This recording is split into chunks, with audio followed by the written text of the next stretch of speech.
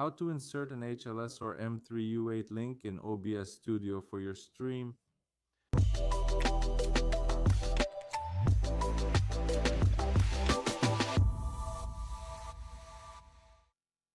Hello everyone, I'm Gil Herme from JMV Technology, and today I'm showing you how to insert an HLS link, also known as M3U8, into OBS Studio to rebroadcast content. Sometimes you need to rebroadcast a stream, and for that, OBS Studio gives you an option called VLC Media Source. If you want to learn more about live streaming, our free course gives you access to quality content at no cost. We'll leave the link in the description. Now let's open OBS Studio.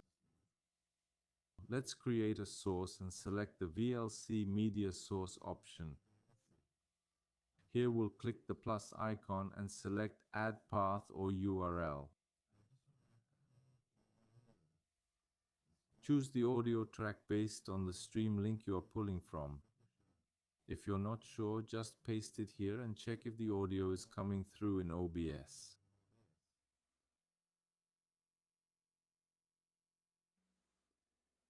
With this, you can play your link in OBS and stream your content.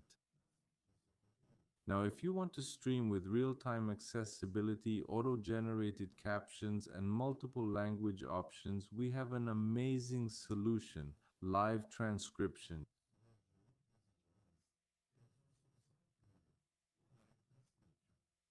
Just access our service using this QR code, insert your HLS link, and generate accessibility super easily. It also accepts other output types like RTMP. Just grab the link our panel generates and add it to OBS using the tips I just shared.